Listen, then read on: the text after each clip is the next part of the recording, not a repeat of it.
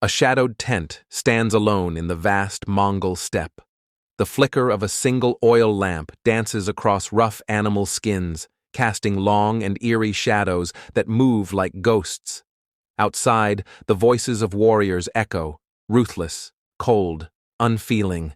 Inside, beneath the dim glow, a captive royal woman kneels, stripped of her dignity and her power. Once noble, once proud, she now faces the silent cruelty of humiliation, her lineage shattered, her name erased. She has become a living trophy of conquest, her suffering a wordless weapon echoing through generations. This punishment, silent, deliberate, and merciless, cuts deeper than any sword. It is the erasure of bloodline and honor, wielded as a weapon by the Mongols to rewrite the fate of dynasties. Such was the brutal reality behind the empire's rise, the dark front of their unstoppable power. This story has only just begun. What you've heard is just the first shadow, the first wound in a long chain of Mongol horrors. We're going deeper, chapter by chapter, into the empire's darkest heart. So before you go anywhere, subscribe right now, because if you miss what comes next, you'll never see how deep this darkness truly goes. Comment below and stay with us. You've been warned. The thunder of 1,000 hooves echoed across the endless Eurasian steppe. In the year 1206, Temujin, a warrior hardened by years of rivalry and betrayal, stood victorious. He had united the fractured Mongol tribes under a single banner. At a great assembly, called a Kurultai, by the banks of the Onan River, he was proclaimed Genghis Khan, the universal ruler. This was not merely the rise of a leader, it was the birth of an unstoppable force, stretching from the shores of Korea to the gates of Eastern Europe. Genghis Khan's vision was clear. Domination was not about land alone. It was the ruthless destruction of dynasties that dared to stand in his way. Through political genius and military innovation, he forged the largest contiguous empire history has ever known, reshaping the fate of nations and legacies forever. As the thunder of hooves fades, and Genghis Khan's empire begins its bloody march across Eurasia in 1206, ask yourself, what dark secret did this universal ruler unleash on conquered royal women, turning noble bloodlines into living trophies through systematic cruelty that haunted Asia for centuries? Stick around as we reveal the shocking truth, chapter by chapter. Picture the vast Eurasian steppe shaking beneath the thunder of 200,000 Mongol horsemen. A relentless black wave, bows drawn, eyes fixed on horizon-spanning empires. This is the year 1211. Genghis Khan, the punishment of God, turns his gaze toward the Jin dynasty in northern China. Zhongdu stands tall, its towering walls thick as fortresses, daring any army to try. But the Mongols, they innovate ruthlessly. Captured Chinese engineers, coerced at sword point, forge siege engines ahead of their time. Massive trebuchets hurling 250-pound boulders. Mangonels spewing naphtha firebombs that devour entire districts in flame. And even primitive gunpowder bombs, reverse-engineered from the secrets of their own enemies. Day and night, for 5 long years, 1211 to 1215, the barrage never stops. The earth trembles. Walls collapse in avalanches of stone and ash. By 1215, Zhongdu burns. Its emperor sits upon a hollow throne, while 60,000 Mongol warriors march through blood-soaked streets. Surrender brings uneasy life, but defiance? Defiance invites the wrath of the infamous 4 dogs, flaying alive, boiling in cauldrons, crushing beneath warrior-laden planks, or dismemberment by stampeding horses. This blueprint spreads across continents. Genghis unleashes his sons, and his generals, Jebe and Subutai, masters of the feigned retreat. Their strategy is simple, but devastating. Units lure enemies into pursuit, then vanish, drawing proud knights into kill zones, where hidden archers wait, bows drawn, composite arrows slicing through plate armor from 300 yards away. Psychological warfare fuels the steel. Advanced scouts spread whispers of terror, tales of skull pyramids rising from the earth. Defectors bribe insiders, and heralds deliver ultimatums, yield, or vanish from history. Those who comply survive. Those who resist become the next warning. Populations driven into ditches, trampled beneath hooves. Others, their plague-ridden corpses, hurled over city walls by catapults, turning death itself into a weapon. Terror breaks the will, long before the first arrow ever flies. Westward fury ignites in 1218 against the Khwarezmian Empire, a realm glittering from the Aral Sea to the Indus, ruled by Shah Muhammad II. Disaster strikes when Otrar's governor slaughters a Mongol caravan of 450, including Genghis Khan's own kin.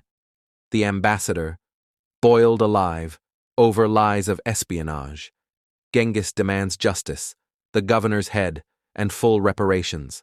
But the Shah, swayed by his mother, Queen Turkan Khatun's intrigues, humiliates the envoys instead. Beards shaved, one executed. Vengeance answers swiftly.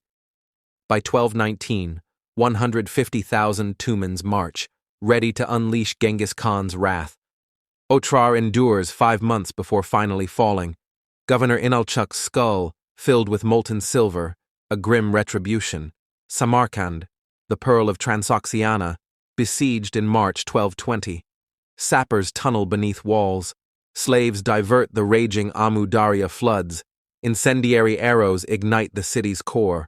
100,000 perish. Survivors are chained. Nishapur, razed in 1221, after a Mongol commander's sister dies. 1.7 million skulls, stacked in pyramids. Every living thing butchered, a curse cast upon the afterlife. Merv, the queen of cities, home to 1.3 million souls, massacred over 7 days, rivers running crimson for miles. History's deadliest single slaughter, between 1.6 and 2.4 million. Gurganj, drowned beneath diverted rivers. The Shah flees to a remote island, facing death. His son, Jalal al-Din, pursued later. Central Asia, depopulated for generations. 2 to 15 million lost to Genghis Khan's wrath. North to Rus, in 1237, Batu Khan's golden horde strikes. Ryazan offers tribute, 1 in 10 souls, but Batu demands total fealty. Refusal? Razes the city in 5 days, princes skinned. Kiev, 1240, Subutai's ambushes lure knights to doom. Golden domes shattered by catapults, 80,000 butchered. By 1241, Hungary's Mohi falls, fog-bound slaughter consuming Bela Thafur's host. Severed heads scatter terror, scorched earth starves the living. Peak horror strikes in 1258, Baghdad falls. Hulagu's 150,000 surround the jewel of the Abbasids. Persian engineers foul the waters with corpse walls. Greek fire rains down. Caliph Mustasim yields on February 10th. The treasury emptied, then betrayal. Million-book libraries blacken the Tigris, the House of Wisdom reduced to ashes. 800,000, up to 2 million slain in 6 relentless days. The Caliph, trampled in a rug, to spare royal blood. Across the Mediterranean, whispers spread, the dread of the Mongols. Shadowing blades, total dominion over fallen elites.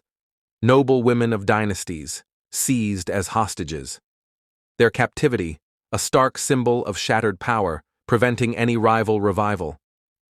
Queen Turkan Khatun's capture in 1220 broadcasts Khwarezm's utter fall, eroding the will of survivors.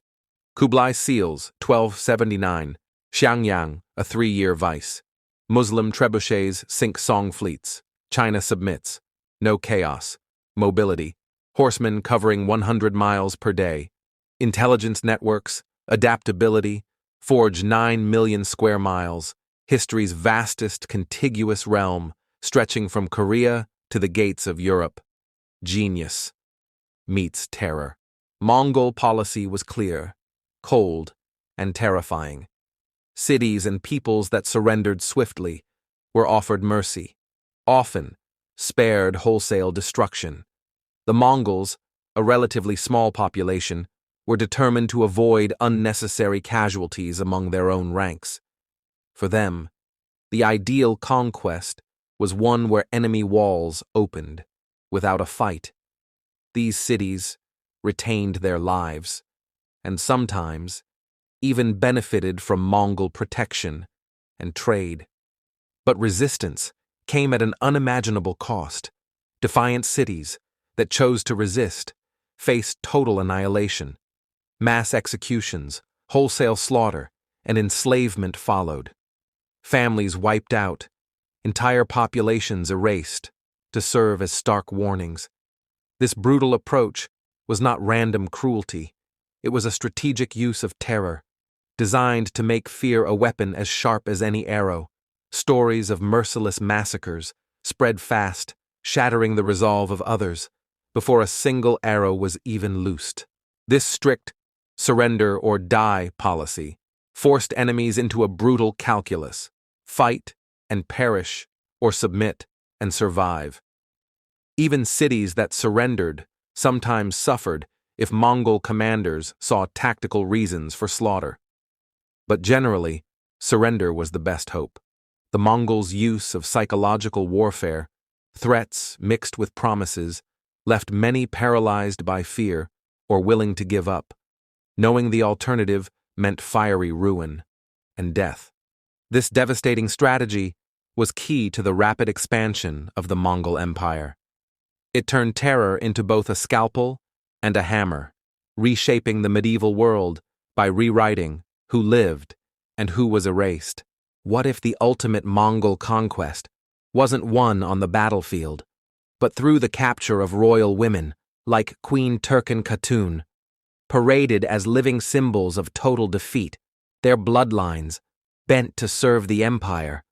Were they mere victims or hidden architects of power? Get ready, we're diving into next chapter.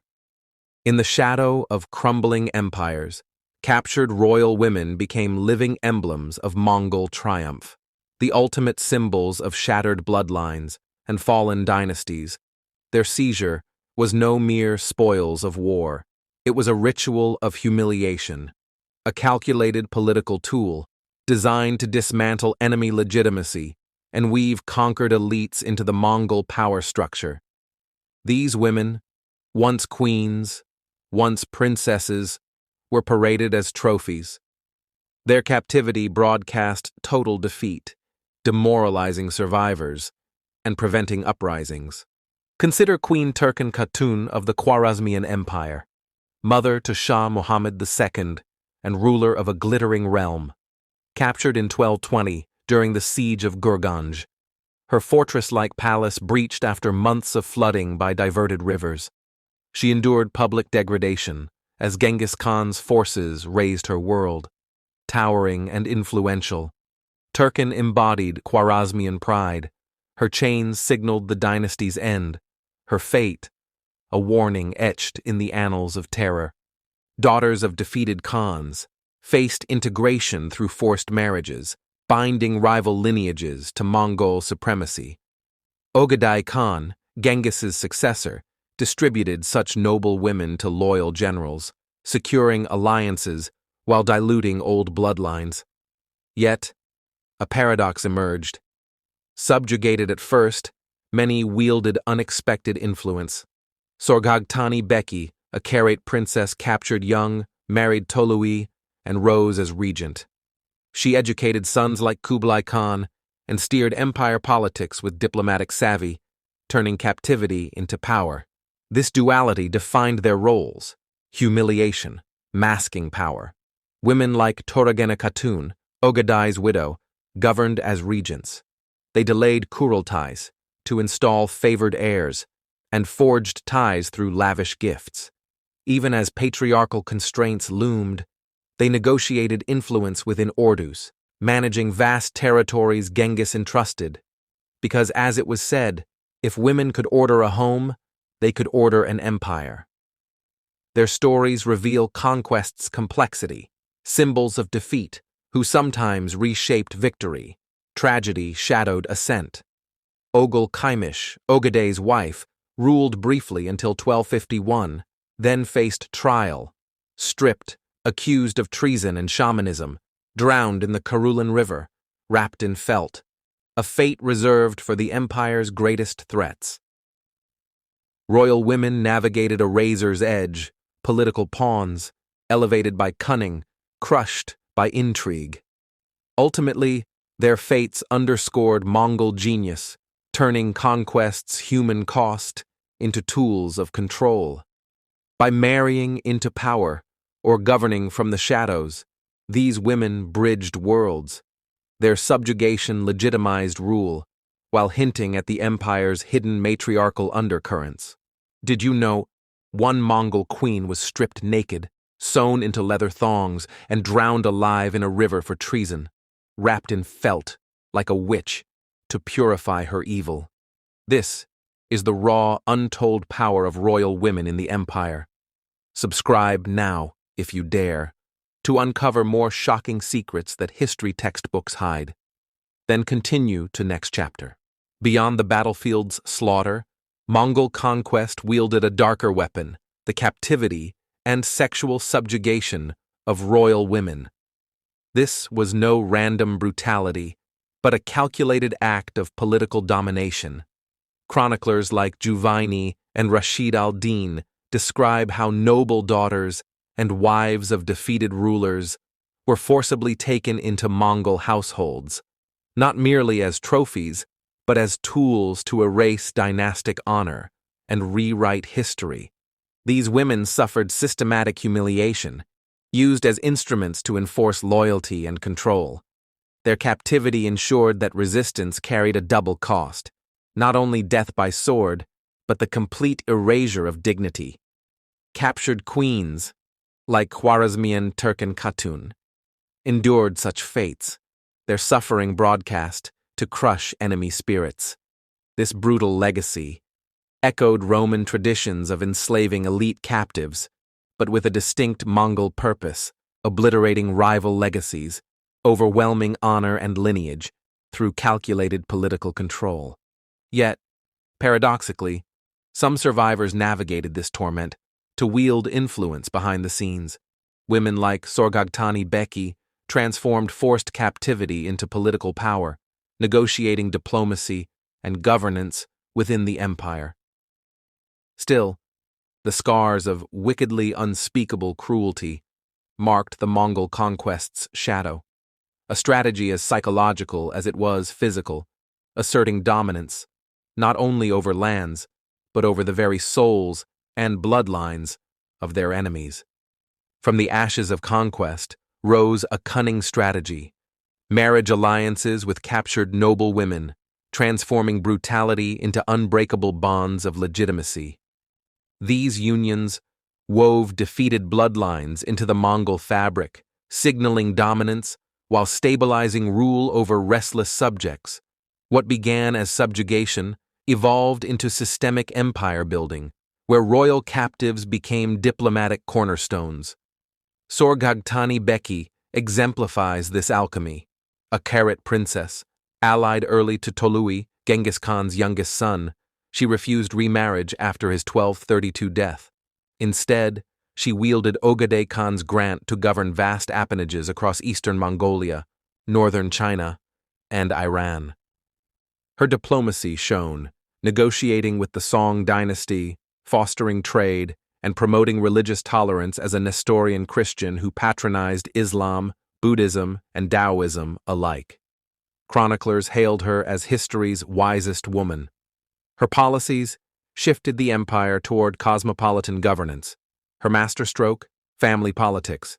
Sorghaghtani educated her 4 sons, Mönki, Hulagu, Arikboke, Kublai, in multilingual fluency and multi-faith wisdom. She maneuvered Kurultais, crowning Mungka Great Khan in 1251. This secured the Toluid line's supremacy, averting civil war. Kublai, shaped by her tolerance, founded the Yuan dynasty. Hulagu sacked Baghdad, yet built observatories. Her shadow loomed over the empire's golden age. This was no personal vendetta, but calculated statecraft. Captured women like Sorgagtani bridged conquerors and conquered, their offspring legitimizing Mongol thrones from Persia to China. Brutality yielded to strategy. Harems housed not just concubines, but political dynamos, turning yesterday's enemies into tomorrow's regents. Figures like Toregen Khatun, Ogeday's widow, delayed successions to favor allies, proving women governed Ordis with the same home-ordering authority Genghis trusted. Yet power's edge cut both ways. Alliances demanded loyalty. Betrayal invited the felt-wrapped drowning of Oghul Kaimish. Marriage became empire glue, systemic, not spiteful, ensuring the Mongol legacy endured through blended dynasties. The Mongol Empire's shadow stretched far beyond its 13th century zenith, reshaping Eurasia's demographic, political, and cultural landscapes in ways that echo through centuries. Spanning 9 million square miles from Korea to Eastern Europe, this largest contiguous land empire in history claimed 40 million lives through conquest, up to 11% of the global population.